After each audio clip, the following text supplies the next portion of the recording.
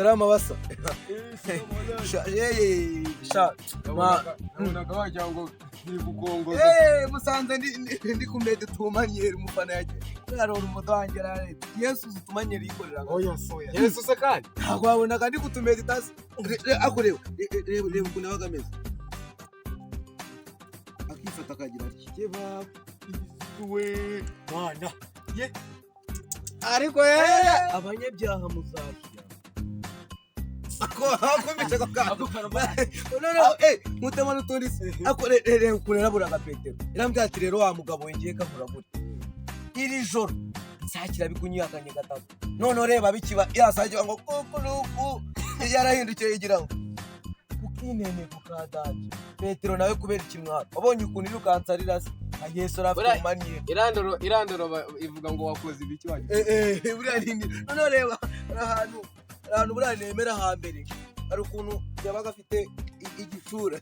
Urumva nyine nanjye ikintu cyo cyanjye ni meditation mba ndimo. None akakigira ati kumva akanza akabareba ati yituriye. Bavuga ati ubaha iby'Imana imubwira azabona ubwami bw'Imana. Ari pose. No. Wereka.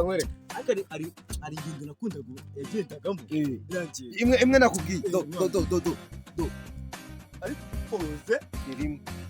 Ari pose nta kimirukanza. No kubareba muzashya. Abanyabyaha mwese muzashya. Uwubaha Imana azaronka ubwami bw'ijuru.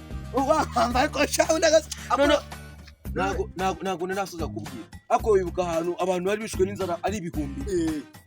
Yaraje rumva se nure rugero. Reka ndebe utuntu two duki. Reba umanyire bagahagaze. Arabanza ni gake atuye. Ari pose. Ubwo yo nta mafi. Ayo nta mafi. N'imiga n'umugati. Ni inkoko byari biriho. Ayifata ari. Aravuga umanyire Kristo Imana yacu ndagusabye data umanura ifunguro ryaza abantu. Turebe ko babona uko bari. Urabona kama utumanyere. Ubonye ukuntu kiri yamanutse amafi wabonye turuka. Reka nkwereka. Yesu yariniga. Noneho akibaza umuntu bisenya gasani. Uri kumva kantu karimo abasani. Umva nyine nkubwire. Baravuga ngo amazi ni ingirakamaro. Kandi koko niko tubizi na ba muganga barabyemera. Uranyibushe uvuza kantu amazi bira bintu by'amazi. Ubonye ukuntu ku mazi. Ni brand. Do Felicity amazi. Wagira ngo ari kuri mazi.